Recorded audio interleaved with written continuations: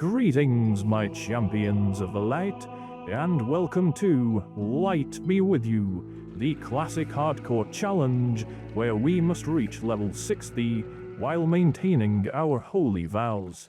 Hello again once more, my fellow disciples. The hour is early, as you can tell by the darkness. On our last adventure, my friends, we managed to make it to level 27, running the storm and stockades. However, my friends, there was one quest that we were not quite able to complete, and so we begin our journey today by looking for a storm and stockades group. And what do you know, it's not long before we are able to offer our healing hands to a powerful level 31 warrior. And with a tank and healer duo already in the group finder, the DPS players flock to us faster than I believed was possible. And I wait patiently as the first member of this group arrives.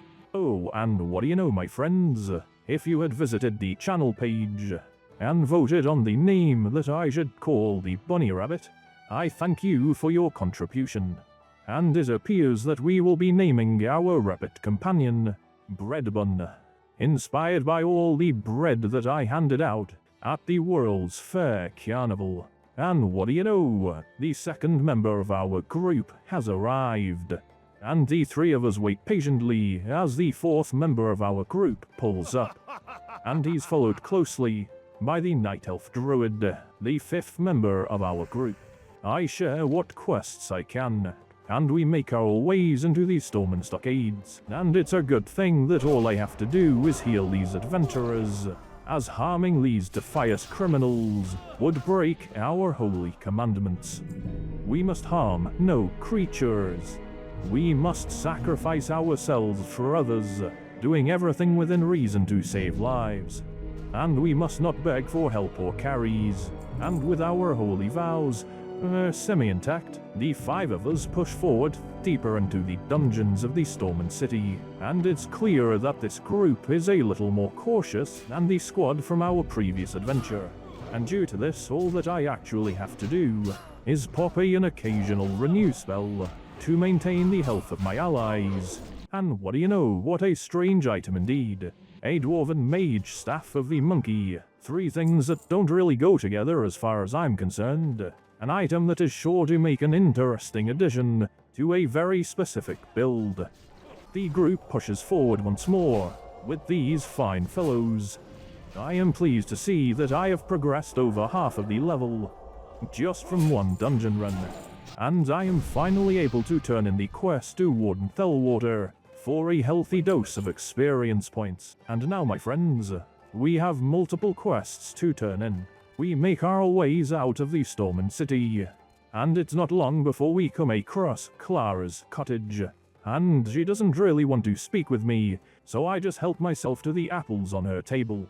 And why have we collected these apples, my friends? Well, let's just say it's for that little gnome, Tyrion. And what do you know, I even noticed that druid, who we'd just run the stockades with, sneaking into the cheese shop. Perhaps they are on a similar quest. We make our ways back towards the Stormen Keep, but I can't hand in the apples and silk, because, my friends, it appears that one of the adventurers from the last stockades run has beaten me to it. Not to worry, my friends, I offer my healing hands, and with the help of a level 42 druid, we bring them down. Unfortunately, my friends, this warrior and the kind druid offer to help me complete the follow-on quest. And so, my friends, I quickly hand over the silken apples to Tyrion, and then Tyrion the gnome takes my silk cloth and the fresh apples, and combines them with his robot construct to make a very realistic and lifelike human woman. And I am certain that if this schematic was available to players not quite as holy as me, then the engineering profession would be quite a bit more popular indeed.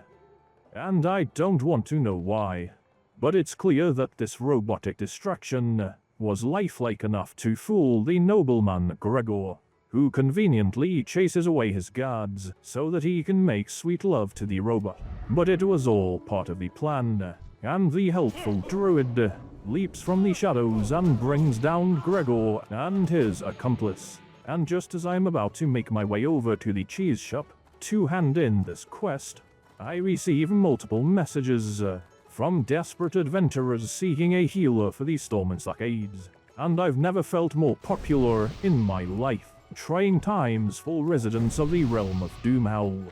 I make my way over to the Master of Cheese, and he jokingly asks me to deliver the news of the assassination of the traitorous noble to Master Matthias Shaw, who tells me I did a great job, and not to speak a word regarding the cheese shop owner, who turns out is actually an undercover agent. At Shaw's instruction, we return to Barris Alexton and inform him of what has transpired. Mr. Alexton is most pleased indeed, and tells me that I have probably earned a seal of the king. And so I make my way over to the Stormwind Keep and meet with the King of Stormwind, who it turns out is actually just a lame child. The noblewoman beside him still gives me the seal of the king, and judging by the attributes on this ring, it is a glorious reward indeed. And with that little questline completed, we take a griffin ride across the Elwyn Forest and land in the town of Darkshire. And it is here, my friends, where we hand over the hand of Dextran Ward, one of the dangerous prisoners of the Storm and Stockades. And the Council of Darkshire is most pleased indeed, and I receive a generous amount of experience points. And he's not the only one. The Council of Lakeshire in the Redridge Mountains is also pleased to receive the head of an orc, one of the other dangerous prisoners, who for some reason was dwelling within the Storm and Stockades, and I receive a healthy dose of experience points. Perhaps I should return to the wetlands, as there are several quest turn-ins to be made. But before we do that, my friends, I need to collect myself a small amount of Briarthorn and Swift Thistle. And since we are already here, perhaps I will take a crack at that quest in the Stonewatch Tower. Yeah, maybe not. Even with my Mind Soothe ability, they see me too easily, and I will have to return at a higher level. Speaking of return, I use my Hearthstone ability to return to the City of Stormwind, and I craft exactly 2 swiftness potions. And while I am in Stormwind City, I train my Herbalism spell, and learn a few more elixir recipes. And my friends, with the necessary preparations completed, I take a griffin ride until I reach Loch Modan, and I traverse the road down the mountainside until I reach the wetlands below. And my friends, with my Herbalism trained, I take pleasure in collecting the new herbs available from these higher level zones. And check out this one, my friends. This sign here, well, it points to multiple locations, and the panel that has fallen off at the bottom, it mentions Grimbatol. Give the video a like and comment below if you believe that Grimbatol should be added into Classic Plus. And we turn in a quest to the Green Warden, this giant swamp monster, and he wants me to kill a bunch of gnolls, which unfortunately I cannot do, and so we make our way traveling north towards Dun Modre. And it is here, my friends, I come across Longbraid the Grim, and for simply speaking with him, I level to level 28, a glorious success indeed. And while I am certainly not strong enough to do his quests at this level, his buddy Rag Garmison offers me a quest to simply find one of his buddies at the Thandol Span, a giant dwarven bridge that joins the rest of the Eastern Kingdoms to the Northern Highlands. And it turns out that this bridge is so large that it even has a base built right into it. And as I venture down into the steps to find Rag's buddy, a dark iron saboteur ambushes me with fierce ferocity, and I am forced to retreat. But by now, my friends, I am sure you know who I am, and I just can't bear the thought of leaving this innocent dwarf down there with these dark iron fiends. And so I sneak down, and I notice that the dark iron saboteur seems to pace back and forth, and as I venture down, I am spotted by yet another dark iron dog. I return, and I use my Mind Soothe ability to great effect, allowing me to run right past them, undetected. And after catching a breather, I notice around the corner, Rag's buddy is lying dead on the ground.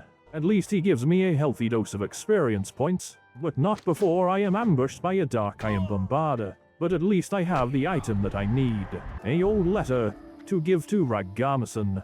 who is so pissed off he tells me to set off a cache of explosives, which are surely designed to blow up the bridge and cut off the Northern Highlands from the rest of the Eastern Kingdoms.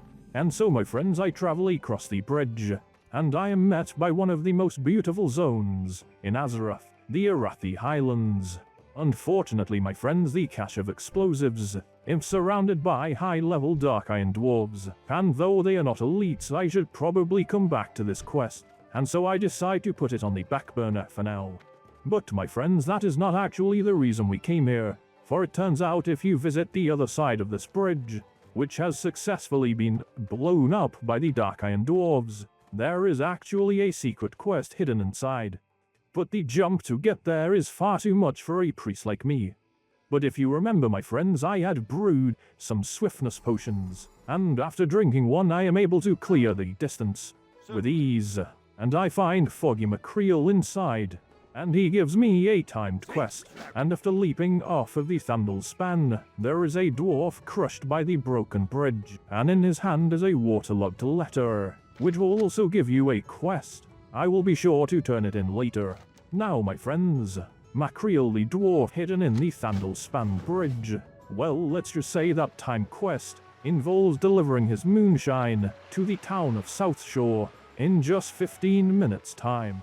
And so I swim down the Thandol span, heading westward until I reach Falder's Cove. And here I find a tunnel leading me through the mountain pass. And after escaping a terrifying buzzard, I am brought to the rear of Stromgard Keep.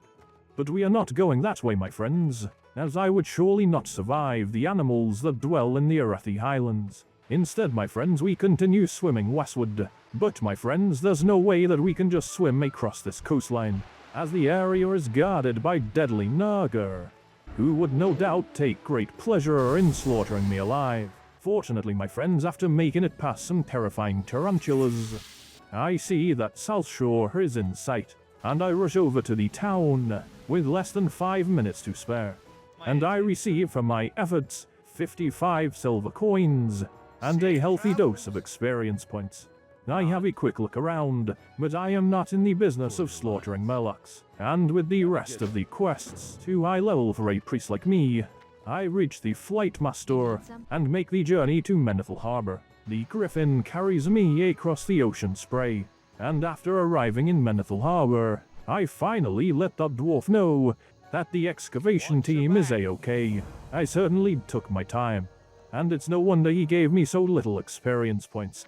I take the flight path to the city of Ironforge, and I find the shady woman, who is the wife to that poor dwarf who had drowned at the Thandol span.